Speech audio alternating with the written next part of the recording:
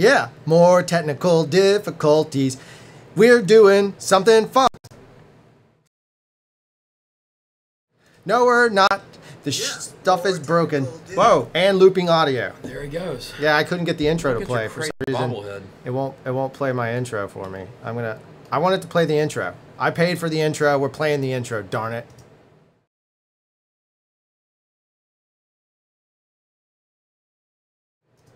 Nope, we're not having an intro today, kids.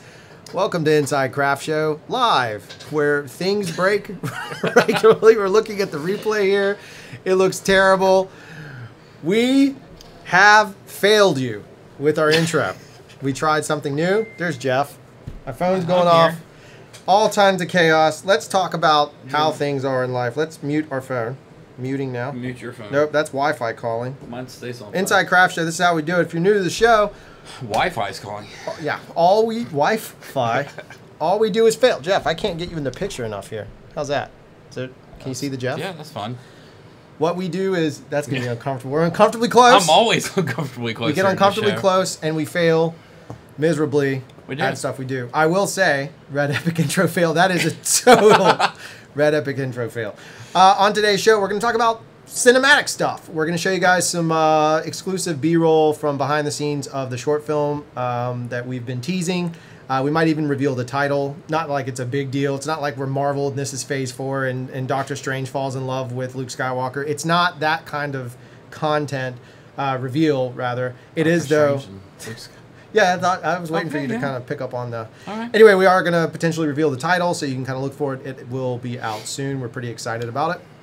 It's a really good film. And we'll talk about the process. We'll talk about what we did to get through it. Part of the other side, if you can see the bags under me, and can you lift your glasses? Do I have bags? Yep, those are bags. The bags under our eyes are from seriously, the absolute hardest post-production delivery job I've ever experienced in my career with movies and features and everything. Features are bad. We had one we used to say was the worst. This may have trumped it. Yeah, it definitely. We don't like Trump. It definitely. I mean, we don't care. Exactly. It topped it. Whatevs. We said what we need to. Here's a gaffer's eye piece. Just going to randomly do that. It totally topped it in the sense that we wrapped shooting on Tuesday of last week. Tuesday, live show. Right, we did a live show. Right at the live show. We drove home. As soon as we got out of the car, when we got home, we loaded gear in and post started. And I have not left the office before midnight since then. So I come in at 7:30, I leave at midnight, and all through the weekend, nonstop till today. Except for last night, we left at 10:30. Yeah, 10:30. 10:30 for me. 10:30. Yeah. And the night before that, we left a little bit early, but I came back up and continued working. We had to watch wrestling because that's what me and Jeff do. That takes our brains out of the game. That's just a personal thing. We're not making a comment about wrestling. It is real, though. We are making a wrestling statement. No, it's not. Any case, light's a little low. All right, well. That's all we got. All of our lights are still packed up. That's what you get. You got to deal with low light. And that's perfect for today's episode that we're also going to talk about noise. We shot a noise plate that I brought in and showed to Jeff. So we did a RED noise plate and we did a GH5 noise plate. It isn't really a versus thing as much as it is to say, look at the noise comparisons. We've shot Dragon for a long time. The Dragon has a very specific, we would call it grain pattern. Very specific. Is that fair enough? Yeah. Yeah. We can barely see Jeff's beard. Light's a little low. They're still saying that. You want to get a little light going? He's going to put on a light for you. A little underlight. Now he's Dr. Bull Weevil. I got to get an eye light. I got two do highlights. That. Anyway, it's cinematic. Thank you so much, sound. As always, killing. My phone's going to die or I would do that. So yeah, so we've nearly destroyed ourselves in this post process. So I do apologize at our kind of we are a little bit punch drunk. Though we did account, we have consumed almost 4 cases of beer in the process of post. About 3 o'clock hits. Maybe that's why we have render issues. Because things go south very quickly when you're that exhausted in the post bay. I don't know if you can tell, but the office is a bigger wreck. Than usual. It's a little darker. You can see see this table behind me. Here. Used to be over here, if you remember, but now it's over here because we have a giant. We have the screen here. That was such a nice tease. Yeah, we have a screen. We have Pluto Nash. We're making a sequel to Pluto Nash. You guys probably don't even know that movie. All right, yeah, woohoo! All right, here it is. So let's go into the B-roll side of things. We'll let you guys see some of this. There is a little bit of audio with it. Hopefully it comes through. Let's make sure everything is happy-pappy. Sorry, we're a little behind. We had another render issue, and I'll talk about the render process. And then once we can talk about it in more detail.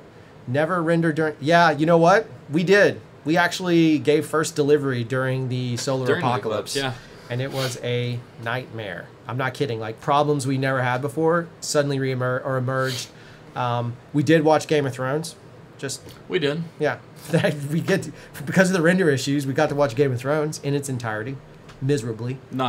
Just one episode. Not the whole. We watched the whole season. Not the whole every episode. Season. Yep. That's or series.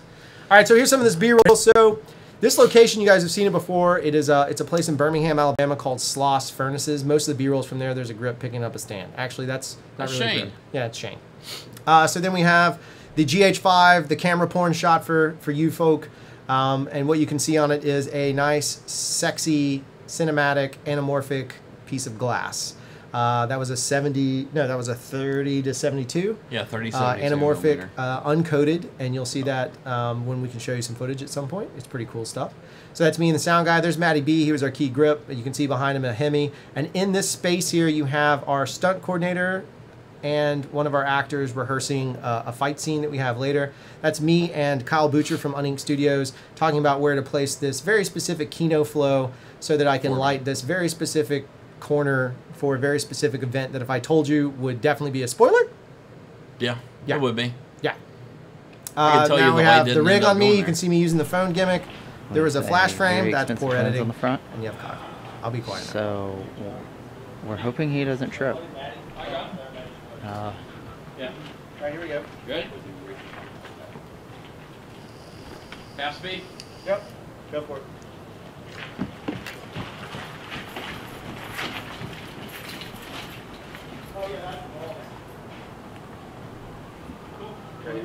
Had this been in my running distance as a child, oh my God, I don't know if I'd make it to adulthood. I'd have damn sure fallen off of something. Come on. One of these, I think it's that one. Like when we first pulled up, all I saw was the guitar player from Mad Max. Oh, yeah. So what were you? I was the dude playing the Strat with the flames. I'm like, God. The Phoenix Wings coming up behind me. Everybody just sitting here shooting me from all different types of cameras. Look at that. Everybody's got a camera filming me. GH5ceptions, you know. All right, so yeah, that's just some of the B-roll behind the scenes type stuff. So you guys could see that we weren't just talking about it, that we had a proper rig and we were really pushing ourselves shooting this piece on the GH5. We're really excited to kind of put it into a cinematic space and run with it. And we've kind of been leading up to this by showing and talking about it. You saw that we were doing, obviously now it's probably easy to figure out that we were doing lens tests. So we were shooting episodes of Inside Craft Show where we were learning. And as we've said, we expose, I'm about to say this, we expose ourselves to learning. And so we were setting that up so you guys could kind of see the process as we went through it, putting the anamorphics on, shooting in that case with the PL mount on a GH5, flying. I mean, if you want to talk about it, that was what's a GH5 cost? $2,000? Mm-hmm. And that lens was around 75,000. So we were flying a big boy lens on there. So that was a cinema lens mounted to the GH5.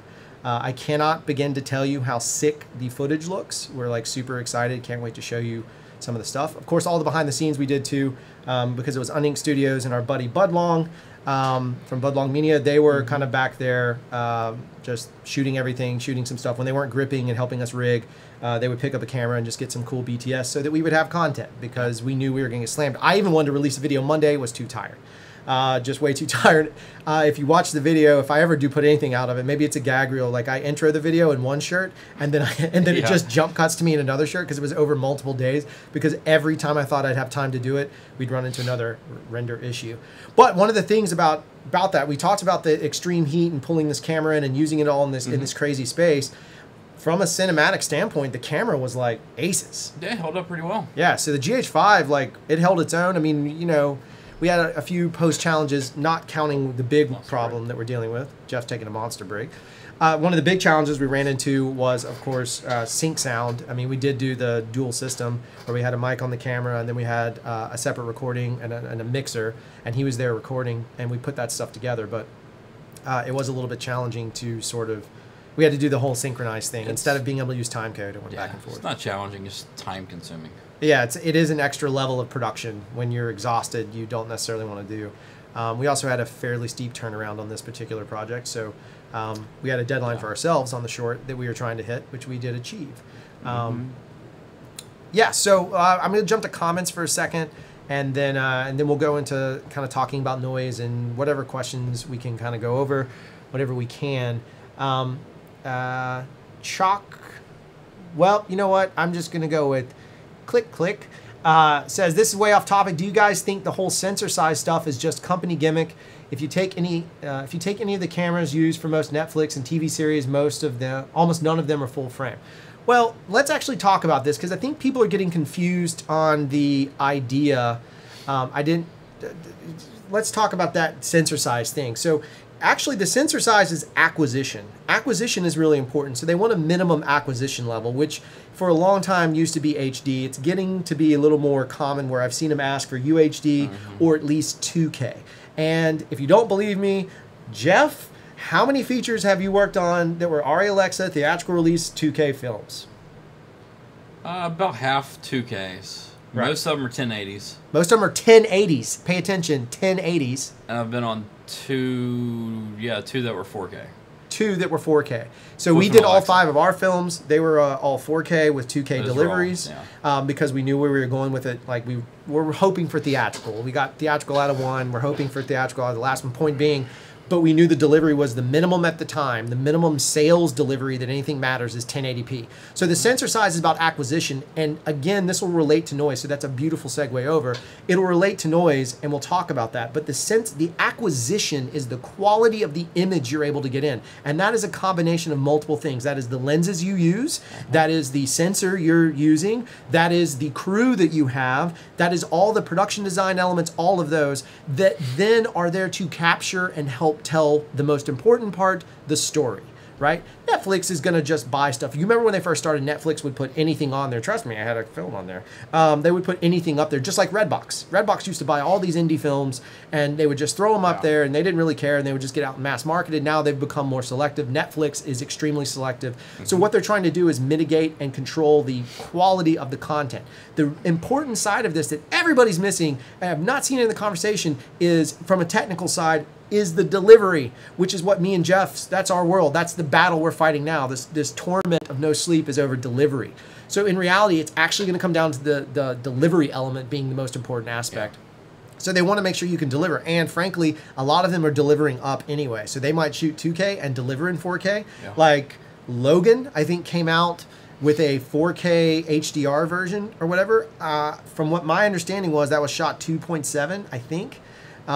Doesn't matter either way. They still delivered. They didn't shoot HDR. The HDR is a post-process, so they did a post-process HDR. Yeah. If you're shooting true HDR, which I don't think any film could handle the pipeline of it without spending a bajillion dollars. You need a big server room. Yeah, that's a huge pipeline because you're talking about double images. True HDR is 2 images, right?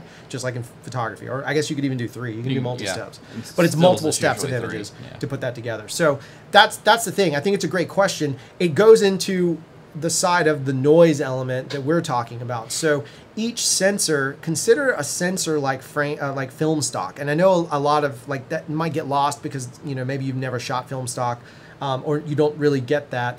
But if you spend some time to look at older movies, look at the progress of film stock. We have Technicolor, and then Kodak introduces Ektachrome, and then you see Kodak Vision, and then Fuji has a look. 7, I think, was shot on Fuji. I think it's been a long time since I remember my film stuff. But point being is each one of those stocks, a DP, right? Which you are, a storyteller like you that's visual centric, would go select a film stock to tell the story because of its unique properties. If you approach cameras the same way, they all have unique properties. Can we fudge them? Absolutely. You can fudge them, but it is a matter of knowing what those properties are and how to exploit them that makes it such an awesome process. You can walk in and be like, hey, I'm shooting GH5 because A, I don't care about the grain in this particular thing or the noise or whatever it is, and I know what I'm going to get out of it, and maybe it's an interview piece or whatever. Or B, you turn around and go, I don't want to shoot Alexa on this. I want to shoot Red, which we just heard Soderbergh's newest film, Lucky, what is it called? Yeah, Logan Lucky. Logan Lucky is shot on the Red... The Dragon. The Dragon. Yeah. He chose the Dragon over Dragon. the weapon. Why did he pick the Dragon over the weapon? Well, I haven't read an interview yet, but my theory would be for the noise pattern, which is what we're about to show here. All right. So here is some raw noise footage. We'll transition over. It's going to be dark on your screen. I know it's going to look terrible. That's the point. This is some raw footage. I don't remember which is which. So in this case, I just put a Red Dragon piece of underexposed footage, purposely underexposed. This is wide open at 800 ISO, 180 degree shutter. I put it underneath or matched it to some GH5 footage. I don't know which one is which, but this is what you are now seeing. Jeff's trying to even figure it out at this point. There is dimly lit back there a color chart, right? There is a color chart in relation to that, and that will tell us where we land. And then finally, I just took a shot, didn't bother to change the white balance. I think I'm shooting interior at this point. I'm sorry, I'm shooting daylight at this point. So I just let it go. So here's the next set. You can see the grain pattern changes completely. It's not super noticeable here, but what I'll do is the next clip, we'll watch the exact same footage again, and we'll do a lift on it. So far, these look like they're almost identical in terms of the production value or the look value of it. They're crushed, they're nasty. Oh, the color science on these two was Red Dragon color, Red color 2. Is that right? Is that the right phraseology? Red Dragon 2. Red Dragon 2 and Standard. So Red Dragon 2 and Standard, because I find those kind of match up from a color standpoint pretty well. This one does feel darker to me than the other one. Mm-hmm. So we'll let it pan over, and we will look at the lifted footage. Again, I know it's probably somebody jumping in the middle of this stream is like, why is he just showing a dark camera? Did the show end? No, the show is not ended. For some reason, I'm a crap editor and did not bother to cut this timing down, so you have to stare at a black screen for a long time. I did in the next one. I was a very tired editor. All right, so you kind of get the vibe. So now, here is that footage lifted, and you can start to really see the grain detail, or I'm sorry, the noise detail, and it starts to really shine here. You can see the noise, and it's playing. Isn't the color science far more important than 4K or 2K? Arguably, yes or no. I find that it needs to be the happy medium of both. So I know what Steve Yedlin said. I've heard it. But he also works in very controlled environments that are a little bit different. If you're not working in a controlled environment, I think it needs to be a hybrid of the sensor size, because you may need to reframe, you may need to shift things around, and the image quality coming out of it, and the color science that you are using. But again, if you're using log, it's about the delivery color science, not the camera color science, because at that point it doesn't matter. If you're using log, the color science means nothing. Correct? There you go. You can't see Jeff nodding, but he did, I promise. I did. Does the red have an OPLF option for infrared? I'm seeing a lot of red in the blacks. I don't know. The newer ones do. This one does not have no PF. Yeah. So this is straight 1 for 1. So Trevor might have already figured out which one's which. Good job, Trev, if you did. I don't know. I can tell you in a second. So yeah, so you can kind of see the variation on the color and the grain pattern. What I find interesting is look at the actual grain. Don't focus on, oh, it's noisy. Yes, it is noisy. It's meant to be noisy. Look at the grain patterns. The differences between the two is what's fascinating to me. One of them I prefer over another, and I won't know exactly which one it is till we go to the next bit. So looking at this grain footage, I'm going to switch this over before we transition out of it. One of the things that's happened with me and Jeff in looking at noise in our shots is we don't panic. So first off, I know as a guy who shot for a while, right, as a DP in certain circumstances, I know that I am really going to be underexposed. I can look at it and be like, yeah, this is not, I mean, just reading a histogram or a waveform, I know I'm going to be underexposed. Jeff will concede with that and say, yeah, we're going to have to do some lift in post. So we look at that. but often Jeff has come back in, cleaned a shot up, and added noise back to it, or grain, as we say. We prefer the word grain because A, it sounds cooler to us because we're film guys and we miss the idea of actually motion picture film, and B, he's added grain to it because grain adds a value. Can you talk about that? It does, but it also it adds two values, because one value is it can help hide your noise reduction that you've done in Neat if it's too sharp compared to the other shots around it. What are you doing? Turn it off? I'm turning it around because it's high. Yeah, it is very high. Two, noise just it actually makes for a very pleasing image, and from everybody I know of, it looks like film, which is a big thing that a lot of people like. Being overly sharp can be a problem.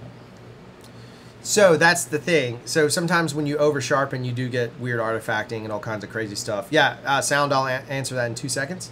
We have multiple answers. Yeah, we have multiple, and we'll go through all that too. So one of the things is noise, like color correction, is subjective. You might see the teal and orange and be very happy. I'm not a fan of teal and orange. It is not appealing to me personally as a viewer, not as a DP a-hole, as literally a DPA. I'm a certified DPA. It's not as I just don't like that color palette. It just doesn't. I get it. It complements each other. I know all the theory on it. Scientifically, it makes sense. I just don't like it. It doesn't. It feels fake to me, and it doesn't.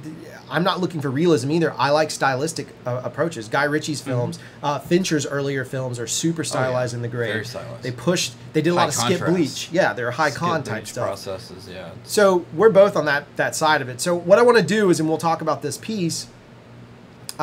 And yeah, that's a great point. I like the softer image too. It does help bad color gradations. Also hides a little bit of banding too. So let's look at this. This next sequence here. So this is the exact same footage. All I've done is run it through Neat. And if you are unfamiliar with Neat, it is worth every penny, especially using both the GH5 and the RED Dragon. I have not shot on the weapon yet, actually, as a matter of fact. But using both of these cameras, we regularly use Neat on them, and there's nothing embarrassing or bad about using Neat. And if anyone tells you otherwise, they've probably shot daylight exterior and pushed the hell out of it. But we're talking about when you want to tell a story, and that story requires you to be in a dark space and you don't have time, money, or energy, or you found a magic shot and you really want this shot, this is when I would argue for Neat to push it up. Again, we're at 800. You can suddenly see the image. The blacks are cleaner. I can physically see it, and don't worry, I give you one more version where I lifted the Neat image up and you can see a major contrast. But even the noise inside of the sheet there as we pan through to hit the cone is dramatically greater. It is much stronger. And it pulls itself back in. So if I wanted to neat this up, there's a little bit of grain left. I did not go for a crazy hard render on this. There's a little bit of grain left. If I wanted to sub that grain or enhance that grain, Jeff and I would do a grain layer over the top, which we will talk about momentarily. Neat video is total voodoo magic. Yeah, there is some bizarre algorithms happening in Neat. If you do push it too far, like you can't do a global. We've tried it. So we tried a couple of times to, like, when we were going to upload something to YouTube, like the whole film was grainy. You can do a global, but you're running a risk of getting massive render errors that are just bizarro. And this was done in Premiere, by the way. So the Neat correction in this case was the Premiere version. We also have the After Effects version. For whatever reason, 12.5 and DaVinci and our systems do not get along. So here's the lifted stuff. Well, we do have it in DaVinci. Now look at this. The grain is very, very, very subtle. It's actually mildly pleasing. The shot looks almost log to me, like it just needs more work done to it, like a professional colors, not a DBA, DPA. I mean, doing business a-hole, director of photography a-hole. But looking at it that way, it's much more pleasing image, and it is softer, and you can physically see it softer. The image is cleaned up, and it's tidied itself up very evenly. So I think in this case, if there were an actor in the frame, even the color chart, you can see the color representation is not super terrible. We get into this space, everything's holding up fairly well. It's translating the image well. I would actually probably not use this image, but again, this is for a test. The secondary shot here, again, same sort of process, mixing the footages up. It's not about dynamic range when we're talking about noise. It's not. It's really not in this case. What we're talking about is the grain pattern generated by both cameras, because a RED has a drastically different dynamic range, and I'm not talking about how to expose for darkness. That's a separate concept. This is what happens when you did underexpose or ran into an issue of finding grain in your footage, because frankly, I've seen it in the RED Dragon in daylight exterior, perfectly exposed by Alex Funky, the guy who I've talked about, who's a member of the ASC. We had to do a grain pass on all of these VFX shots, or all of these shots, and then add grain back in to match the VFX. So I've seen it from really high level guys, and that's the truth of it. That's not his fault. That's a sensor thing that comes through the camera. It's inherent. Think of it as an inherent characteristic of that camera, and then things get a little bit easier to deal with. So there is those beats. YouTube is adding its own massive grain. That's funny. Thank you, Jafuk. So that's what we're saying is, I know it probably seems irrelevant, but it needs to be a conversation. Trev had brought it up in a Facebook group, and I had already started on the video, or had been sketching out the notes for the video, and I thought it was a really good point. He brought up his process of going through it. I know, Trev, you dealt with some issues on that side of things. The color chart is flat. Right. The color on this one, the second video, is what you're referring to. Copy that. So here is what is funny to me about this, and we'll go back through. So just because we're crazy people and we like to talk about RED versus GH5, just for fun, let's look at these two shots. So the first one, this is the end of the second one, sorry, it'll loop back over. There we go. So this first shot here is actually RED. Nope, false, GH5. This first shot is GH5. That is a GH5 image. The only way I can personally pull it out is in how it translates the orange. If you look at the orange on it, the grain pattern in this is way more appealing to me than that of the RED. I actually like GH5's grain pattern. This is not a fanboy push. This is nothing more than looking at it grain for grain. That's what the point of this is. Looking at the grain, not the image quality, just the grain. I like the grain in the GH5. It feels a little more filmic to me than what we're going to get out of the RED.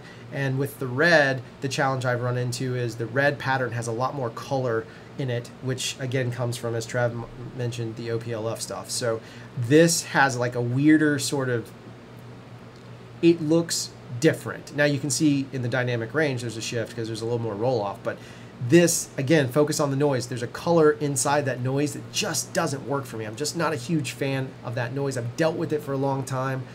Jeff's dealt with it for a long time. I don't like the RED Dragon grain unless I'm prepared to deal with it. In this case, I'm just panning, spraying and praying, just making the old pan.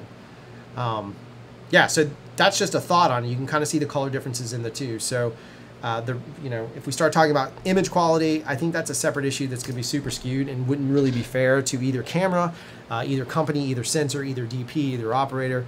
You guys would have probably lit the shot. I purposely did not. That is no lighting. Again, just looking at the grain pattern in it. So you asked earlier, someone asked earlier what we use, Sound asked earlier what we use to throw in grain-wise? Grain. Yeah. We use a variety of different things. One of them is Gorilla Grain. Gorilla Grain, Film Convert, and then I have some personal grain that has been scanned in for me from a friend. Yeah, so we also use some custom scan stuff. But honestly, until we got the Gorilla Grain, it was almost always Film Convert. Yeah, Film Convert does a pretty good job. Pretty easy. It's easy to control. And it looks pretty good. It looks close to the actual film that it's trying to emulate. But if you can get to the Gorilla Grain or any of the scanned grains, I think they look better, personally. Scan grains do. Yeah, because it adds a level of softness and in detail that cleans it up a good bit. So I'm much more of a fan of the scanned grains coming in. And again, it's not to go crazy with it. You're going to drop it on, you're going to lower the opacity until you're happy. I think you would put on screen to make it work. I think it's screen or add. And you're just going to lower the opacity, maybe multiply now. You're going to lower the opacity to make it look good and get happy with it and see what it does to your image. But more importantly, what does it do to the effing story? Because at the end of the day, none of this crap matters if your story sucks. If your story sucks, you can have a gorgeous image. But I'll be honest with you, I've watched so much content on YouTube. I watched tons of it, right? And I will skip.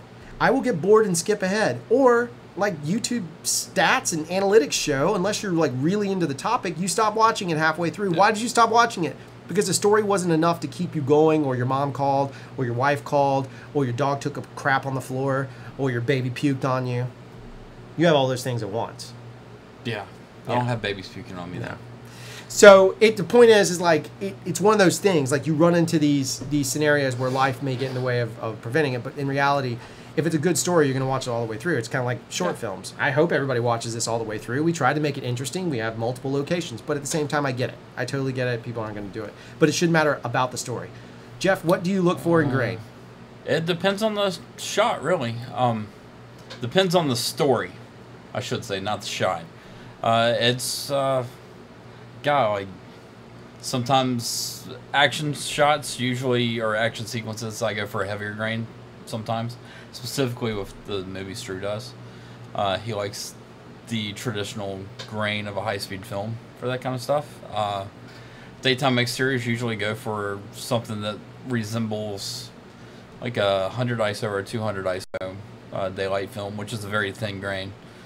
So it depends on which atmosphere you're looking for with it.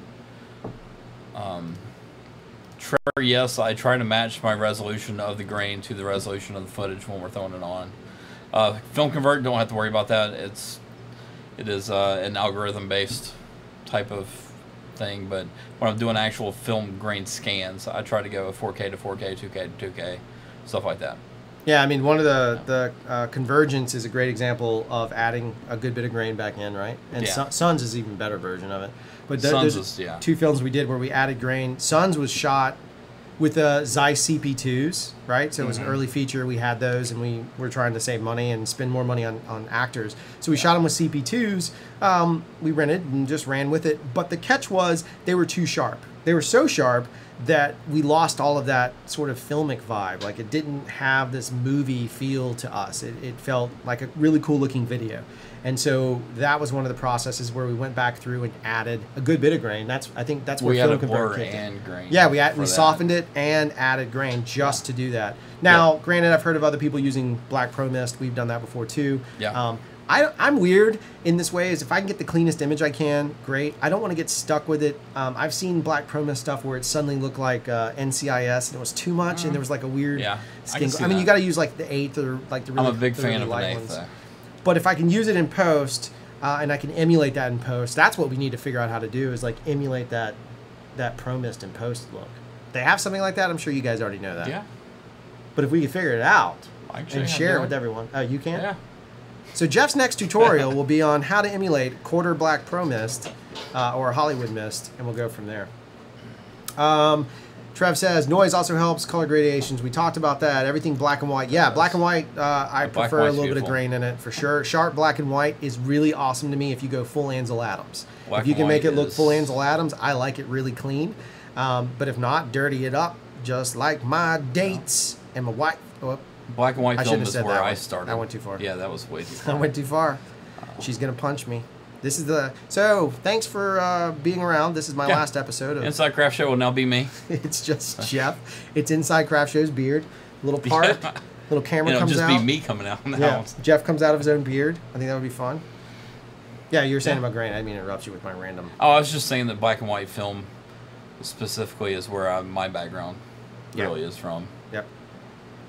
I think the Marvel Defenders, I was watching it, or trying to watch it. I have a tough time with those Marvel shows. I'm not slamming anybody's creative work. Iron Fist did nothing for me. But yes, I think it's Alexa. No, Defenders I think is red. Defenders is red. I know Daredevil's red. Yeah. Do we ever keep the natural camera noise in? Yes, Trevor, we do. Yeah, we do a lot. Quite a bit. Yeah, we just try and control it. The other side of it is, again, it comes back to lighting. If you're really obsessed with that perfectly clean image and that's what you're after, just know that with a RED Dragon, and again, I've not shot on a weapon, a RED Dragon, an Alexa, a GH5, a Canon T3i, a Canon T2i, I don't care what camera it is, you're going to potentially run into grain issues if your shot is not exposed properly, and even then, there's still going to be some depending on how you manipulate the image. So it's all about that post-process and how you deal with it, but that's based on how well you acquired that image in the first place, if that makes sense at all. Yes. Yeah, just reading the comments. No, I was agreeing with you. Oh, you're going to have to expose for the beard. Yeah, no, it's turning to mush. It's turning to mush. We'd probably have to lift up the beard a little bit. He's also wearing a darker shirt. That's another concept a lot of people lose. They want to put everybody in black and then they barely expose the image. Pro tip, put them in gray. fact, I don't even see it. Hey, this is purple though. Yeah. I don't think we have gray shirt. Like here even a anymore. blue like this blue, right? Yeah, that like pops this in my color of eyes, blue is actually. way better than. So here, prime example. Yep. Beard. Guess what? You can start to see his beard Kind of. because it's better than that dark purple. So a lot of times, like the simplest stuff is the things that are overlooked. Everyone wants the camera to do the work. No, you have to do the work. You're the filmmaker, not the camera. The camera is your tool. And so it's just making wardrobe choices to do that. You can see, I'm going to roll this B-roll for a moment because I can use this as a prime example. So the B-roll stuff, whatever, this location is what it is. You do note that you can see the morning light coming through, so we pick time of day to shoot. When it shows the actor coming up here, it will always put my models in 18% gray. That's brilliant. Good job, Scott R. That's brilliant. Like, totally the way to do it. So Cedric there on the left is one of our actors, and he's a prop builder. And so you can see that Cedric is in a lighter color gray, and then he has armor with color patches to match it. On screen and on the And then there's Jeremy. That's not wardrobe here. This is the shot I was looking for, is when Jeremy starts talking. This is probably going to be a little bit annoying. Kyle Ward. Actually, I'm talking on top of Kyle. I'm going to pause that, and I'm going to switch back over and change the audio, turn it off. Down here. There we go. How to? Yep. And I should be able to do this number. Yeah. So hopefully, yeah, good. So it's just my audio. Sorry, I was trying to fix it. But if you watch Jeremy, when he shows up, Jeremy's going to have the baseball cap turned on backwards. And there's two things I want to talk about in this. I wish it would let me pause it. That'd be amazing if it would. That's Kyle. So we're not there yet. We're almost to Jeremy. Sorry about that. It's kind of hard to live edit when you're shooting on this live thing. I love the T2i shot. Hey, man, I'm not slamming the T2i. We shot a feature on it. I promise. Shot a full feature on the T2i. Did the whole thing. Matty B, I know you rock it, bro. I've seen you rock it. You rock that like nobody I've ever seen. Man, look, I'm running. Yeah. That's a rare shot of Jeff running. Exactly. All right, so there. Here's Jeremy. He's our lead in the film. So if you look, he's got like a lightish grayish shirt on. In fact, when you see it when it's graded, there's a little bit of blue in it. And we put him in this because if we would have put him in any other color in this red environment, a couple of things would have happened. We would have had mush to deal with, and it would have turned pretty ugly pretty quick. Plus, we knew we were going to shoot him in some dark environments, and we wanted to make sure that he would separate from the background and still look cool and manly, and he's got his cool gun on and his holster and all that stuff. So Jeremy right there is rigged up and set and dressed for a purpose. So his other outfit in the film, we are daylight exteriors. We're shooting these very cool locations, and you've seen some of those teases, and we had him in a red shirt. It was more of like a maroon red that we then took down, or had the wardrobe take down, which, or they say tech down, which is like reducing the color a little bit so that me and Jeff would have more latitude in post to grade the shirt the way we wanted. That's the kind of thinking that goes into telling a better story. So you're using your camera to help you, as opposed to just being like, well, it sucks, it has noise in the black channel. Okay, cool, I get it. Every camera does. And it's just gonna come down to how you shoot. I just don't wanna shoot daylight exterior beauty shots for the rest of my life. I would like to get back into crazy places like Sloss, and I'm sure you probably do too. Or I wanna challenge myself and really put up lighting rigs that are brutally difficult to figure out, or the story is so strong I have to shoot with minimal light. It has to be, you know, something crazy or something hard, like being in a cave, which we talked about. And when you see these cave shots, you'll understand what I mean. I just want to encourage you is all I'm trying to say. I'm not downing anyone. Just think about every aspect. If you are shooting and directing, that's harder. But if you're just shooting, make sure you consider every piece or every component that is going to come across your lens needs to be thought about. And you need to think about it in detail, and you need to break it down and tear it apart and consider know your actor's skin tones and know what colors look best on your actor. I could have put him in a blue shirt, but Jeremy does not look as good in a blue shirt. Sorry, Germs. I'm sure you're shirtless right now. That's a joke. He always takes his shirt off just randomly, but he's ripped. I think he's trying to pick up me and Jeff's wives, even though he's married to a very hot actress. Point is, hi Sharon. Yeah, thanks, Sharon. Point is, we knew that putting him in that, his skin tone wouldn't play as well, so we played it a certain way. And it's the same way with skin tones and going across the board, mixing it all up. You just got to be very conscious of how you're going to light and dress the environment. Sorry, analog color science. Yeah, it's totally right. Let's see. Hey, don't slam the T2i. Can I have your opinion on this? I mostly do low budget music videos. I use a Saban. Saban? Wow, Nick Saban. Woo! Roll Tide! Somebody make a GIF. Wait. Oh, God. right. It's football season, It boys. is football season. And lady, it's probably my wife watching. I'm just going to leave it on here just for a second. I'm just going to keep it here for absolute stupidity. All right. I will say my lanyard started this whole thing. There's a lot of trash talk here in the South when it comes to football. That's what we do. Yes, we are talking about something awesome. Oh, music videos. Using the Sony A7S2 and had terrible... I personally hate with a passion Sony's S-Log. I hate it with a passion. I shot something in it for the first time. I wish I could find those clips. I shot something in it, and they wanted to shoot S-Log. They were experienced in it. I shot it in S-Log. I don't like the fact that I'm shooting at, what, 6300 ISO or something insane. My brain couldn't handle that. I'm just old. I'm an old man, and I like old man things like getting off my lawn. And the footage turned out to be absolute milky white rubbish no matter what I did in the grade. I could not stand it. I got banding issues. It looked like crap. So my advice is forget the S-Log. Throw that shit aside and grade off of like some of the other color palettes on there. That's what I would do. We shot, what is the other one they have? Is there like a standard in there? There's another one in there. I don't remember. It's been a while. Since we got a GH5, I really haven't gone back to Sony. But it's been a while since I've used it. But we went to another pattern because I was shooting a lot of daylight and I just got tired of the amount of NDs I wanted to fly. So I switched over and it turned out to look really nice. It looked really, really, really solid. I think sometimes log is thrown into play, but the reality of log is it is not to say you're not being a professional. You very much are. But the question is, how much time do you want to spend in post for the dollar? Do you want to spend an extra 4, 5, 6, 10 hours in post? Cool. If you do, that's great. That's your time, your money, your business. If you don't, I would not shoot in that. That's my thing about log. Log for film makes sense because you've just spent, you know, let's say you're shooting a feature. I'm just using numbers I know. Let's say you're shooting a feature and your budget is $1.5 million. Do you not want to have the best image humanly possible for $1.5 million? Yes. Does your post-production schedule allow you to accommodate shooting log? Yes. If it's no, then you're not shooting log. It's that simple. That's what it comes down to. Yeah. Because it's all about money and time and business, and you don't get that much time on it. Great practical tips. Yep, I'm going on. Get off my ISO, son. Yeah. That's funny. I'm doing the lawns this weekend. I'm old too. I know, brother. We've had that conversation. Are you guys going to test the Panasonic EV1? Eva. Wally? Eva. That sounds like a weird... There's a gurgle in my throat on that Wally. That's kind of gross. What are your thoughts about the camera? I don't know. I mean, everything I've read about it looks cool. The dual... Definitely want to test it. Yeah, I want to play the hell out of it. Bring us an EV1 and let us put it through the exact same system. I mean, I think we've proven the GH5 can hold its own. Like, we can keep talking about what we learn and really talk about production and how to increase both our techniques, because we learned from you, and maybe you can pick up some stuff from us. I'd love to take the EV1 through the same system where we do a corporate, do interview, do lifestyle, do commercial, do filmmaking. And then you know where that camera stands, documentary. Then you know where that camera stands in its totality. I think that would be super rad.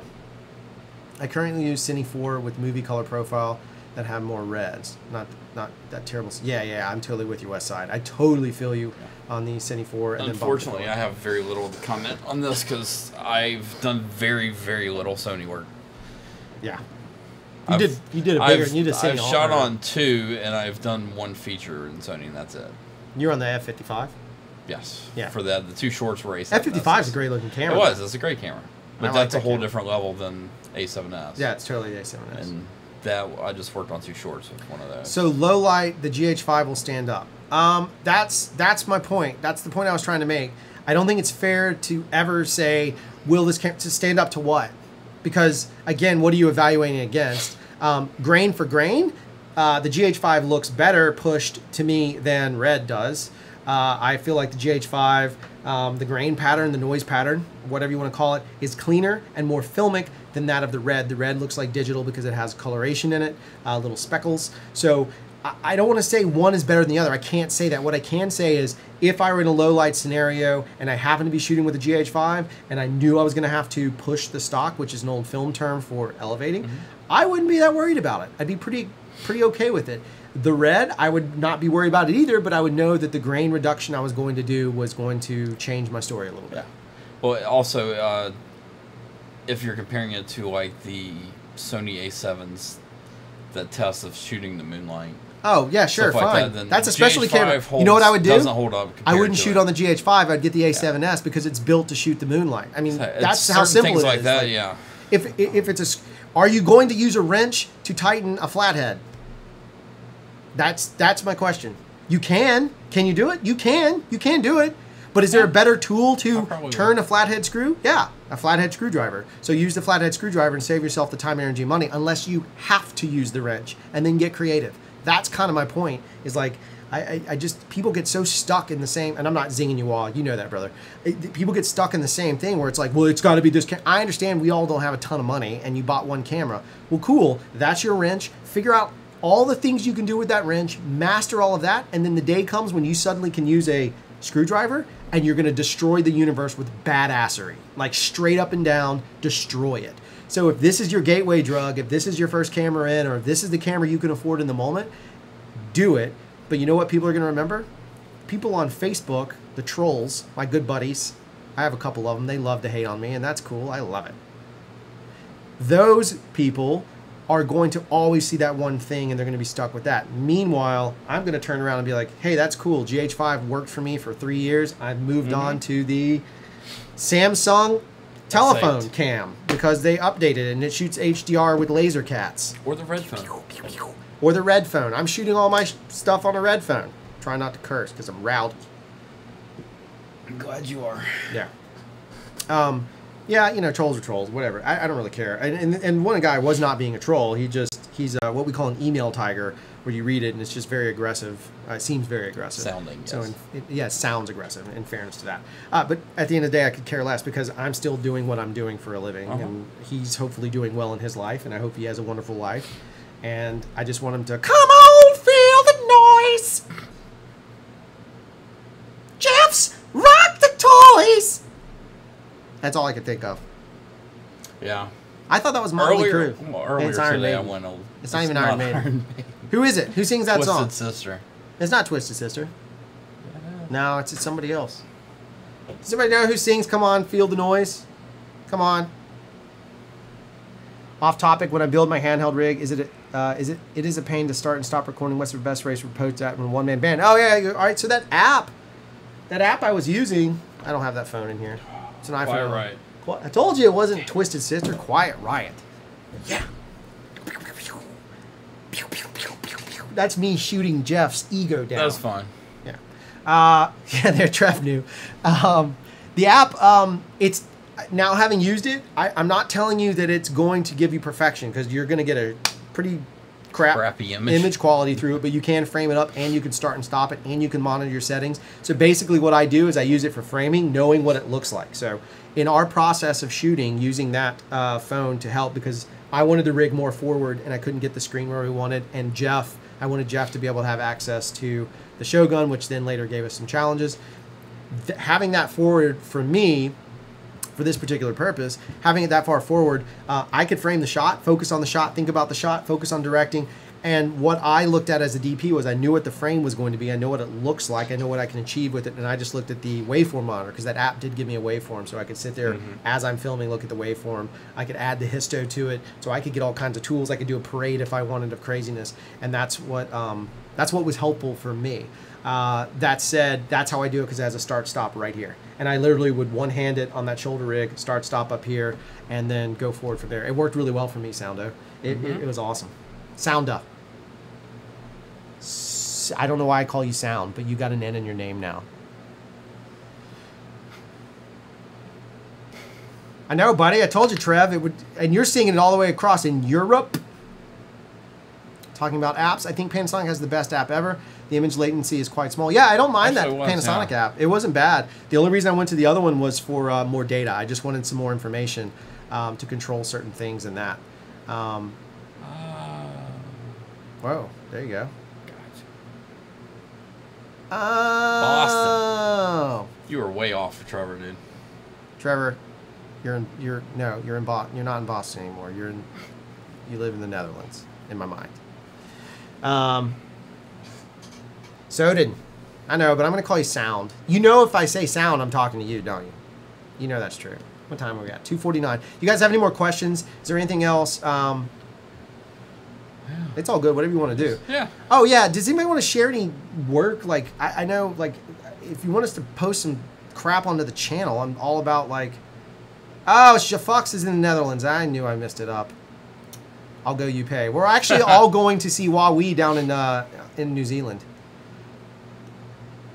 Yeah, that waveform monitor is great. It just and the screen real estate isn't that bad again if you know what you're framing up for on it. So I was pretty happy, and it's amazing. And again, like you said, in consumer camera, it's a really cool thing. You can expose a lot of stuff. So yeah, Huawei, we're coming to New Zealand. We're gonna come hang out in your hometown there. Did you say we're paying for that? We're not paying for that. We're going to do a Kickstarter. Send a bunch of a-holes sent with cameras, and that'll be all our Kickstarter. And it just for everybody, we all go, and we just go hang out down there. And hey, show some more. All right, here you go. Play this B-roll. There's Jeff holding it. With my awesome lanyard. It's coming up right here, so you can see the rig again. We got a request to see the rig again. Again, this was it's a bunch of red parts mounted, Titan arms. There it is off of the shoulder rig. It's just sitting flat. That's our lean one. We have a beefier one when we go really crazy. There's multiple monitors, but in this case, we just ran pretty slim in that. There's your camera port. No wireless video transmission. Right? Yeah, we didn't have wireless on it, on that side of it. All right, well, we have to go back to grinding. So let me tell you this post thing, and I'll let you guys go back to your lives of oh, I did have a request if you would ever do a cinematography analysis on the show. Netflix is currently insane. Yeah, let's totally do that. I'd be all about it. Yeah, I got an email from you, pal. Let's totally do it. Yeah, let's do it. Yeah, let's do a breakdown. The other thing, too, is like, I'm just asking if anybody else wants to promote, if there's any shameless plugs you have. Like, this is a community. We're maybe the only two that are publicly talking until we can figure out how to loop all that in. That'd be amazing.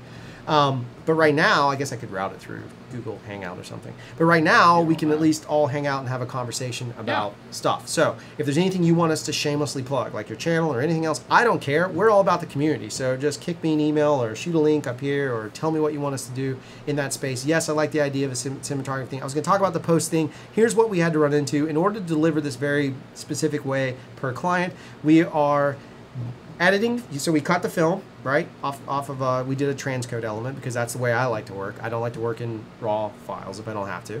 It's too slow for me. We transcoded the footage. The footage was then cut. The cut was kicked out XML. Jeff grabbed the XML. He loaded the raw negative back in, which was a mistake. Should have used transcodes. Loaded the negative in, graded the project, kicked the project out, at which point we then had to export, which was not bad, but then we had to do a whole big transcode scenario for a delivery requirement. And the reason it was a big deal is because this first delivery requirement would have to finish before the second delivery requirement could be viewed. So we couldn't actually finish one part without doing another part, and it was like this whole insane, crazy thing. So imagine every time there's a change, you have to start that whole process.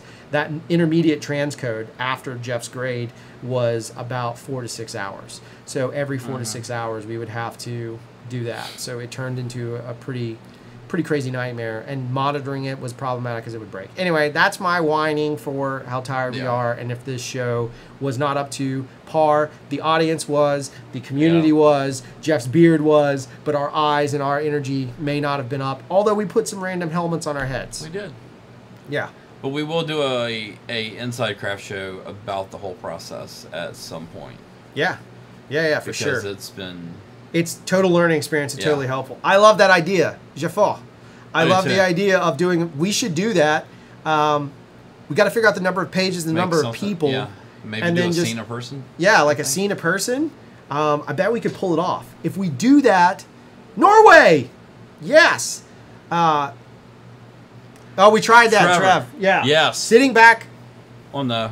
there's another thing, too. Trev, back there is that new Apple piece of garbage that they said would work, but we're not on the newest OS because, again, old man. No, it's not even the newest. It is... a beta. You have to be on a beta OS to use their stupid box. Yeah. We bought it because long story short, we have a relationship where we get that stuff cheaper, and it didn't do.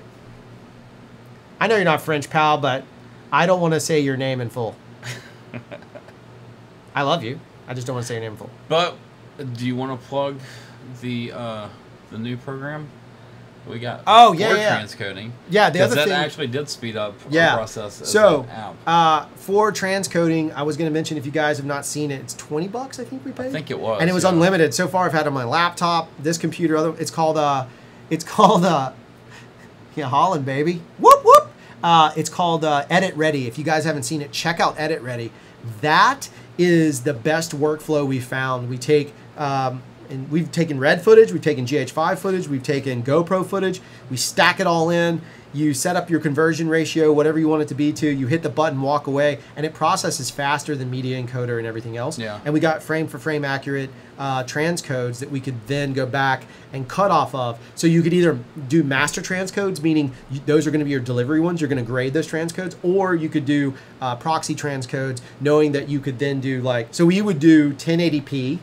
Transcodes. We down convert it so I could cut them very quickly and I don't have to worry about, because I don't care what frame size I'm cutting in. I'm just here to tell a story. The frame size means nothing to an editor. It shouldn't. You're a storyteller. And then Jeff we do transcodes, master transcodes for Jeff that would be in 444, 4K or whatever the flavor might be. DPX. Or DPX or whatever. Let us do all that stuff. And it is super fast and is super rad. If you have a chance, EditReady.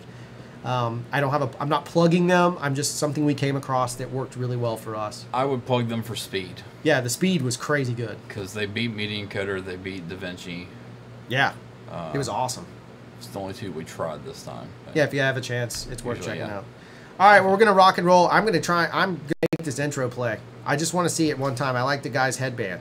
Thank you guys for everything. Downloading EditReady 2 trial now. There you go. Give it a shot. It does like a minute. It does like a minute for free. I should have said that there's a free trial in it. It does a minute for free, and then, like I said, for $20, I think it was $20. $20 or $100? I think it was 20, I want to say. I don't remember anymore. I don't remember either.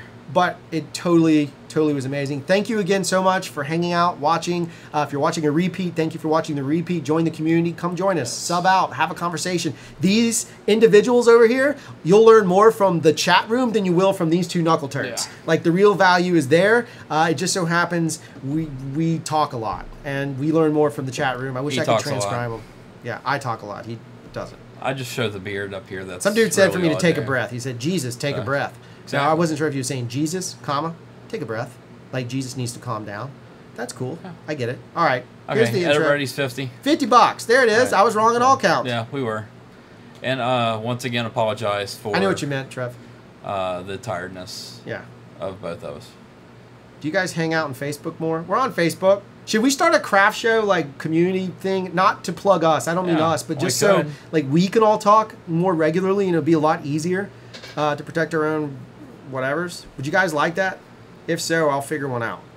Yeah, just come. Yeah, we can make a group. Hit up the Craft Show Facebook page, and then I will figure out a way. I'm not going to call it Craft Show Community of A-holes. Maybe it's going to be the DPAs, Director of Photography A-holes, and we all just join together. And I'm saying A-holes in the lovingly way, like as in, what a bunch of A-holes from Guardians of the Galaxy. All right. Mm-hmm. Come find us. Let's figure that out. We're out of here. Let's see if it works.